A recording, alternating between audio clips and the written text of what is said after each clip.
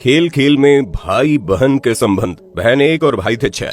एक 8 साल की बच्ची रोते रोते अपनी माँ के पास जाती है और कहती है, माँ मुझे भैया अपने साथ खेलने नहीं दे रहे। माँ ने बोला, तो चिंता मत कर, मैं बात करती हूँ। उतनी देर में उस बच्ची का भाई आ जाता है, जिससे माँ कहती है कि अरे तुम अपनी छोटी बहन को क्यों परेशान कर रहे हो, इसे अपने साथ क्यों नहीं खिलाते।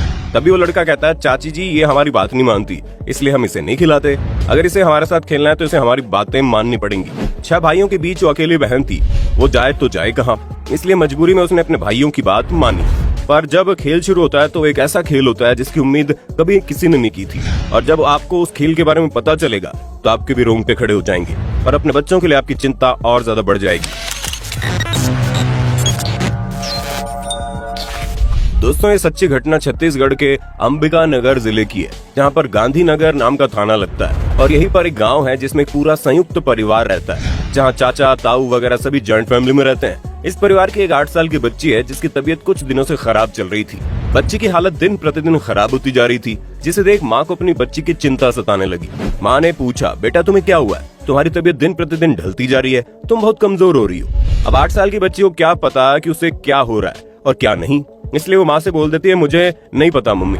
हालांकि बच्ची को जो बुखार जुकाम बदन दर्द वगैरह की तकलीफ थी उसने अपनी माँ से बताई और माँ ने डॉक्टर को दिखाया, पर डॉक्टर की दवा लेने के बावजूद भी बच्ची की सेहत में कोई सुधार नहीं आ रहा था। उल्टा बढ़ते दिनों के साथ उसकी हालत और ज्यादा खराब होती जा रही थी। अपनी बेटी की यह हाल देखकर माँ को बहुत ज्यादा चिंता होने लगी और वो सोच में पड़ गई कि इतनी दवा कराने के बाद उसकी बेटी को आराम क्यों नहीं हो रहा और क्यों वो इस तरह से कमजोर होती जा रही है। हालात इतने नाजुक हो गए कि 3 फरवरी 2022 को उस बच्ची की तबीयत बहुत ज्यादा बिगड़ गई। उसके पेट में तेज दर्द होने लगा। जहाँ एक तरफ बच्ची के पेट में दर्द हो रहा था, उसे डॉक्टर के पास लेकर जाया जाता है, वहीं दूसरी तरफ उसी बच्चे का बड़ा भाई, जिसकी उम्र लगभग 18 साल के आसपास होगी, जो बाकी बच्चों से थोड़ा बड़ा था और जो 6 बच्चे आपस में खेलते थे उनके साथ वो नहीं खेलता था। वो लड़का कुछ ऐसी बातें सुनता है जो शायद उसे बहुत पहले सुन लेनी चाहिए थी। बातें सुनने के बाद वो लड़का सीधा अपनी माँ के पास जाता है और बोलता है, माँ मुझे कोई ना कोई गड़बड़ लग रही है, कोई तो ऐसी चीज है जो नहीं होनी चाहिए थी और हम अभी तक उसे अनजान है। अपने बड़े और समझदार बेटे की सारी बातें सुनने के बाद माँ ने वही चीज अपनी बेटी से पूछी, क्या चल रहा है। ये सब पूछने के बाद माँ को अपनी बेटी से जो बातें पता चली उसे सुनने के बाद उसके पैरों तले जमीन खिसक जाती है। असल में दोस्तों, एक ही परिवार से ताल्लुक रखने वाले वो 6 बच्चे जो चाचा ताऊ और आस पड़ोस के भाई पाटीदार लगते थे, वो सभी एक साथ रहते और खेलते थे। लेकिन उनका ये खेल इतना ज्यादा खतरनाक बन जाएगा किसी ने न सोचा था। चाहे सारी बातें ऑनलाइन शिक्षा से शुरू होती है, जिनमें एक बच्चा 13 साल का होता है जो 6ठी क्लास में पढ़ रहा होता है और वो अपनी क्लास में ऑनलाइन पढ़ाई करता है। साथ ही वो लड़का बाकी बच्चों के साथ भी खेल कूद कर अपना समय बिताता था। खेलते खेलते कब उसके मोबाइल पर कुछ ऐसी साइट खुल जाती है जिसे देखकर वो सभी बच्चे हैरत में पड़ जाते हैं। जी हाँ दोस्तों, आपने बिल्कुल सही अंदाजा लगाया। ये साइट कोई और नहीं बल्कि गंदी फिल्मों वाली साइट थी, जो अपने आप ही बच्चों से खुल गई। अब जाहिर सी बात है, जब ये सारी चीजें किसी के सामने खुल जाती है तो वैसे देखे बिना तो नहीं रह पाता। जिज्ञासा में आकर इन सारी चीजों को देख ही लेता है और ठीक ऐसा ही उस लड़के ने किया। पहले तो उसने अकेले देखना शुरू किया और फिर बाद में वो अपने साथ खेलने वाले भाइयों को भी गंदी फिल्मों की साइट्स दिखाने लगा। और इस तरह की साइट दिखाने के बाद वो बोलता है कि ऐसे ही तो मम्मी पापा भी करते हैं।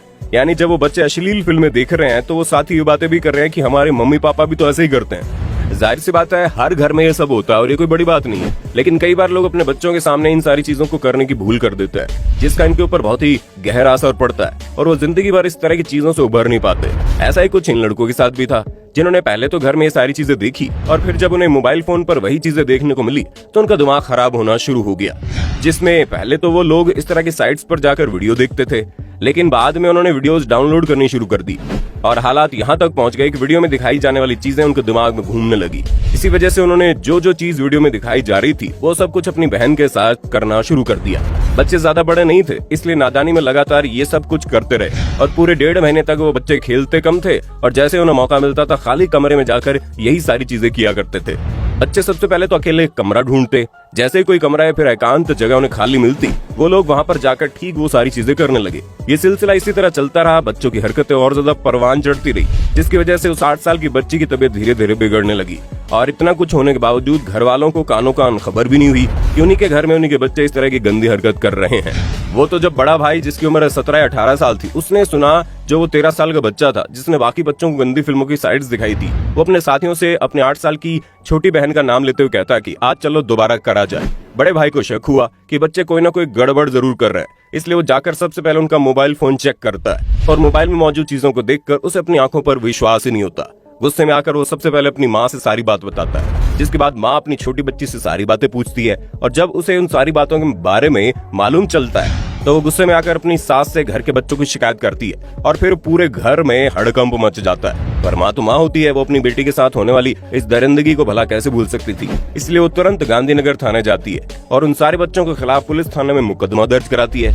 मुकदमा भी कोई छोटा मोटा नहीं होता, बल्कि बहुत बड़ी बड़ी धाराओं में मुकदमा दर्ज होता है, जहाँ धारा 294, 323 के अलावा भी बच्चे की माँ अपने घर के उन बदमाश बच्चों के ऊपर कई सारी धाराएं लगाती है। मुकदमा दर्ज होने के बाद ये मामला बहुत ही तेजी से सोशल मीडिया पर पहुंच जाता है और धकाधक वायरल होना शुरू हो जाता है, जहां पर हर कोई ये हैरान था जानकर कि छोटे बच्चे ने मिलकर कैसे अपनी छोटी बहन के साथ इस तरह की नीची हरकत की। इस मामले को देखने और सुनने के बाद लोगों की आंखें खुलती है कि एक संयुक्त परिवार जहां चाचा, ताऊ और उनके बच्चे कई सारे लोग एक साथ रहते हैं, उस घर के 6 बच्चे एक लड़की के साथ यानी अपनी ही बहन के साथ पिछले 1.5 महीनों से लगातार गंदा काम कर रहे थे, जिसकी वजह से लड़की की सेहत बहुत ज्यादा खराब हो गई। और हैरानी की बात तो यह है कि माँ अपनी बेटी को डॉक्टर के पास लेकर भी जाती है, लेकिन डॉक्टर उसकी परेशानी समझ ही नहीं पाता। काश माँ ने अपनी बेटी को महिला चिकित्सक के पास दिखाया होता तो झट से तकलीफ समझ जाती और बच्ची के साथ इतने दिनों से जो चीजें हो रही थी वो ना होती, क्योंकि 8 साल की छोटी बच्ची के साथ 6 लड़कों का संबंध बनना कोई भी छोटी बात नहीं है। पुलिस ने इस मामले की पूरी जांच पड़ताल की और वो जो 13 साल का बच्चा था जिसने इन बच्चों को मोबाइल फोन दिखाया था, वो अपने ग्रुप में सबसे बड़ा था और बाकी बच्चों को बहकाने वाला भी वही था। इसलिए उसे हिरासत में लिया गया और उसके मोबाइल फोन की चेकिंग शुरू हो जाती है, जिसमें साफ पता चल रहा था कि वो लड़का गंदी फिल्में देखने का आदी हो गया था। इस फोन के अंदर न जाने ऐसी कितनी सारी साइट्स खुली थी, यहाँ तक कि कई सारी वीडियोस भी डाउनलोड हो चुकी थी। फिलहाल तो पुलिस ने किसी भी बच्चे को हिरासत में नहीं लिया है, क्योंकि उन सभी की उम्र 8 से 13 साल के बीच की थी, लेकिन बच्ची के मेडिकल टेस्ट में ये चीज साफ पता चल रही है कि उसके साथ लगातार दुष्कर्म हुए हैं और उन सभी बच्चों ने मिलकर ये काम किया, जो कि और भी ज्यादा हैरानी की बात है। पर दोस्तों, इससे ज्यादा सोचने वाली बात यह है कि एक संयुक्त परिवार में रहने के बावजूद बच्चे क्या कर रहे थे किसी को पता ही नहीं चला, जो कि सरासर गलत है। हर माँ बाप का ये फर्ज बनता है कि वो दूर से ही सही, लेकिन इस बात की निगरानी रखे कि आखिर उनके बच्चे कर क्या रहे हैं, ताकि आने वाले समय में उन्हें इस तरह की मुश्किलें न देखनी पड़े। अब आप इस तरह के मामलों पर क्या कहना चाहेंगे?